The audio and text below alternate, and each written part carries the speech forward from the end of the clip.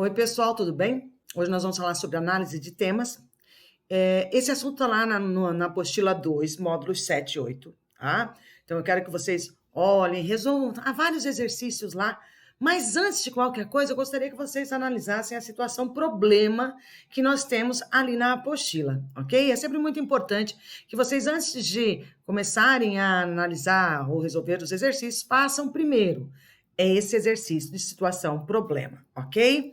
Bom, primeira pergunta quando a gente fala em analisar temas, né? Como é que eu vou analisar uma proposta de redação? Então, a primeira coisa que eu vou usar para vocês é uma analogia, ok? Vamos fazer uma analogia. Analogia com o quê, Mara? Vamos lá. Fórmula 1. Um piloto de Fórmula 1, antes da corrida, ele faz as voltas teste. Para quê? Para saber onde ele pode acelerar mais, onde ele tem que frear, como é que ele vai entrar numa curva, como é que ele vai sair daquela curva, ok? Vamos fazer outra analogia. Jogador de futebol. Ao entrar, ele não vai direto para a partida, né? Ele não tem lá o aquecimento primeiro. Para que serve aquele aquecimento? Uma das questões é conhecer também o campo, ok? Então, ele já sabe se ali naquele cantinho está faltando grama, se a bola vai girar melhor para um lado ou para o outro. Então, eu preciso conhecer o tipo de prova que eu vou fazer, ok? E aí eu coloquei aqui para vocês 3 provas. As 3 com as quais a gente tem maior proximidade, né? UFSC, UDESC e Enem. Conhecer cada prova. Vocês podem até achar engraçado isso, mas existem pessoas que vão fazer a prova da UFSC e nem sabem que as questões lá de língua portuguesa, de matemática, blá, blá, blá, são somatórias. Tem gente que não sabe que a prova é feita em 3 dias. Então, a questão são coisinhas básicas que a gente pensa, não, imagina como é que isso vai acontecer. Não, existe sim. Tá? Então, o que a gente precisa entender primeiro? Nós já falamos sobre estrutura e nós já falamos sobre gêneros textuais, ok? Então, o foco do Enem e da UDESC é diferente, eles cobram a estrutura. Eles cobram especificamente a estrutura dissertativa. A UFSC, ela cobra gêneros textuais, ok? Então, na UFSC, por exemplo, eu posso ter um conto, uma crônica, uma carta, né? Sempre teremos o texto dissertativo argumentativo na UFSC, sempre, tá? A UFSC me oferece sempre a possibilidade de 3 temas. E uma coisa muito importante em relação à UFSC e o UDESC, tá? Os temas que são cobrados nos vestibulares são os temas das obras literárias que foram escolhidas para aquele ano. Então, eu tenho que estudar quais são as problemáticas que aparecem nas obras literárias para poder desenvolver uma boa redação, ok? Então, vejam, a aula de literatura... A literatura, redação e gramática estão totalmente interligadas, tá? É lá na prova de redação que você vai mostrar tudo isso aí. Bom, outra, né? A UFSC, então, sempre cobra gêneros textuais, sempre tem uma proposta dissertativa, né? No mínimo 2 propostas ou 3 propostas, que é o normal que a UFSC coloca. Na UDESC, nós temos sempre dissertação, um texto dissertativo, tá? E também 2 propostas no mínimo. Normalmente são 2 propostas mesmo. O Enem só tem uma proposta, ou seja, é um tema para todo mundo, não tem opção de escolha. E é um texto dissertativo argumentativo. A gente falou bastante nas últimas aulas sobre a questão da argumentação, certo, galerinha? Bom, e aí o que acontece?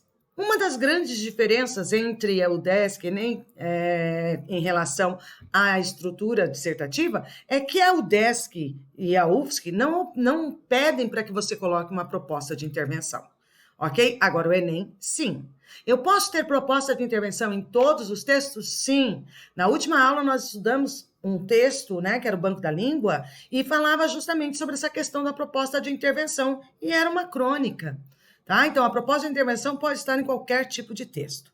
Beleza, galera? Só lembrar que ela tem que ser construída desde a introdução. Bom, 2 propostas podem conter temas diferentes, ainda que apresentem o mesmo assunto? Sim, galera.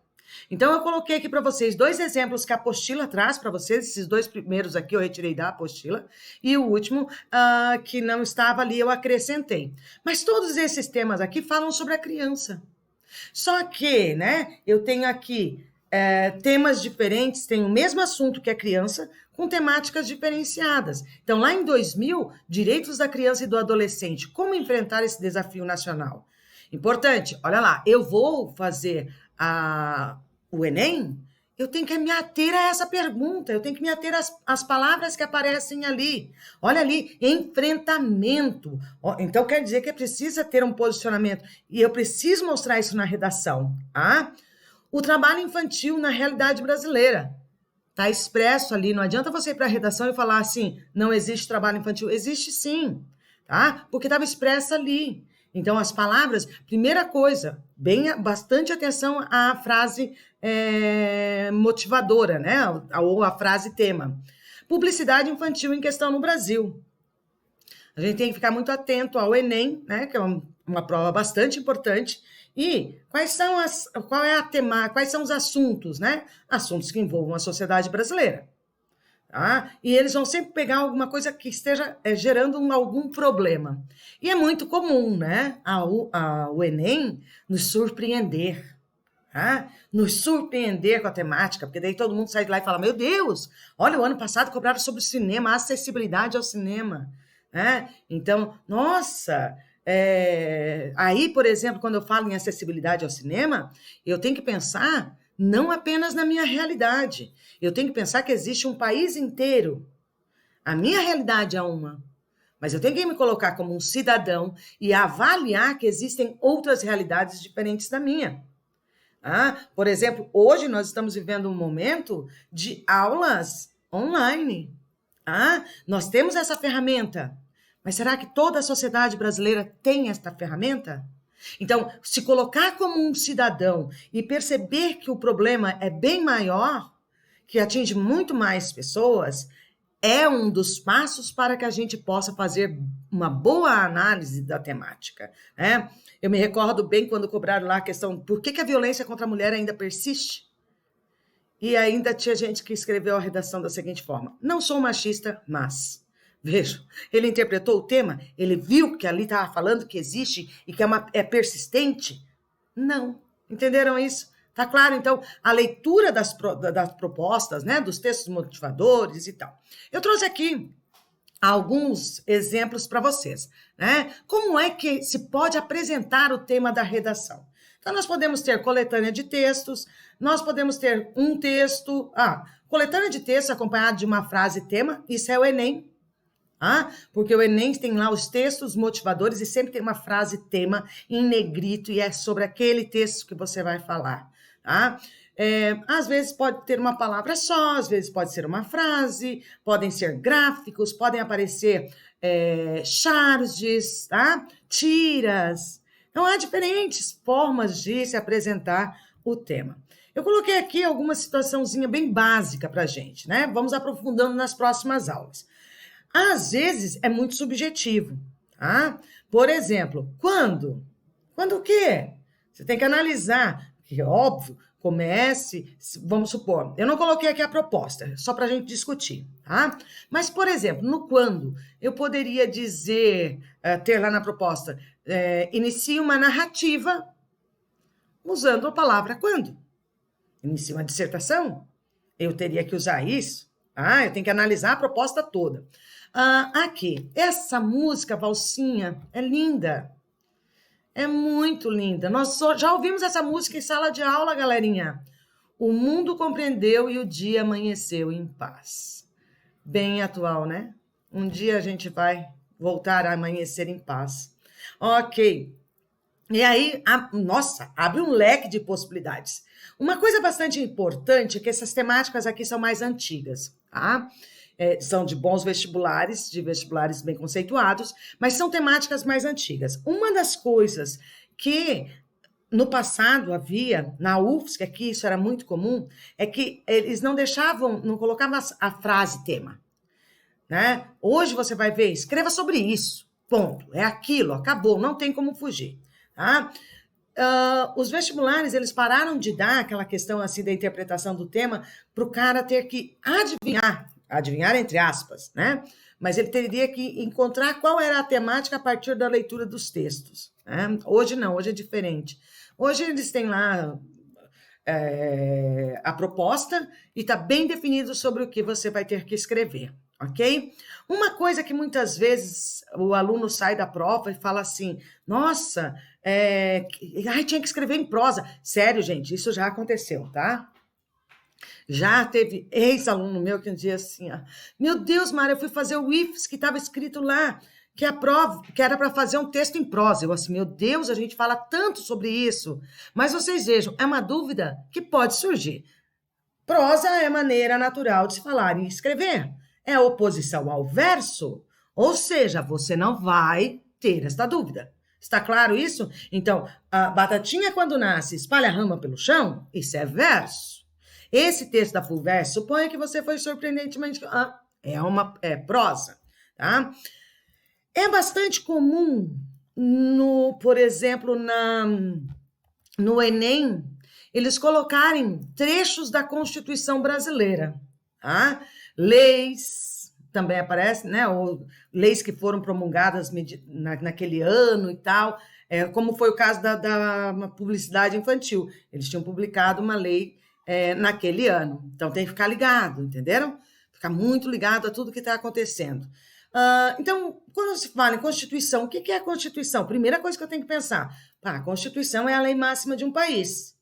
É a lei, é o que direciona, né, a nossa sociedade, o nosso Estado democrático de direito, né? Então, por exemplo, aqui nós temos o quê? Pluralismo político, né? Nós temos esse pluralismo político, é verdade? Sim, está na Constituição. Vamos lá. Todos nós temos direito à vida, à liberdade, à igualdade, à segurança e à propriedade. Mas vejam, é sempre assim? Porque o que é um cidadão, né? O cidadão é aquele que tem direitos, sim, mas também tem deveres. Está claro isso? Então, eu posso ter, vamos colocar ali, eu posso me manifestar? Pode, sim. Temos liberdade de expressão? Sim, mas nós não podemos fazer isso no anonimato. Então, a gente tem que colocar, né, mostrar que foi você que escreveu aquilo ali. Ninguém será privado de direitos por motivo de crença religiosa ou de convicção filosófica ou política, parari, parará. Nós já tivemos como temática do Enem a questão da intolerância religiosa. Existe intolerância religiosa? Infelizmente existe. Assim como existem vários outros tipos de intolerância. Está claro, galerinha? Vamos lá. E o princípio, né, de um Estado laico é que eu tenho que respeitar as diferentes crenças. Vamos lá. É vedada toda qualquer censura de natureza política, ideológica, artística. Gente, não podemos ter censura, isso não pode acontecer, porque é contrário à nossa, vamos dizer assim, a nossa Constituição, a nossa lei máxima, né? Mara, mas, por exemplo, nós temos lá, quando eu vou assistir um filme, que tem lá, idade recomendada, né? Aí coloca-se lá a idade recomendada, se é para 18 anos. Se for no cinema, eles vão cobrar isso, não vão deixar você entrar, ok? Mas se for na sua casa, aí é uma questão familiar. Como é que vocês vão lidar com isso daí? É a liberdade que você tem de assistir ou não, né? Vamos lá. Gente, lembra que eu disse para vocês que eu ia colocar uma atividade para vocês? Uma situação problema, tá?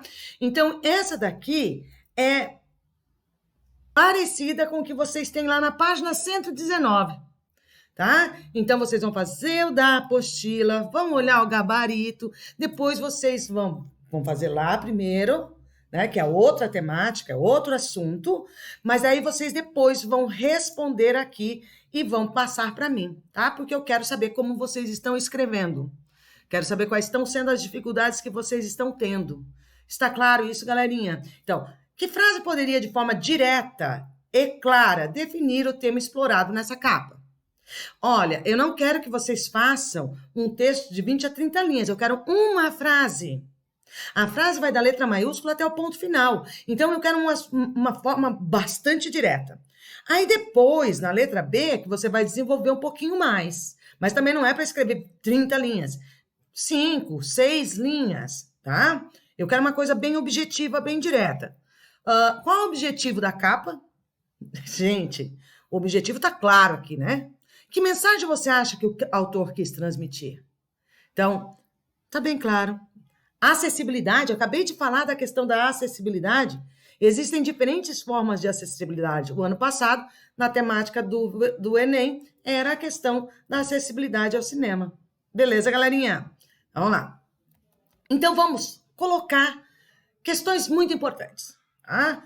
Tudo começa a partir da leitura do tema proposto. Ler atentamente. Muitas vezes a gente até questiona, existem alunos que falam assim, ai Mara, eu fui fazer o Enem, mas eu não li primeiro os textos motivadores, eu li depois.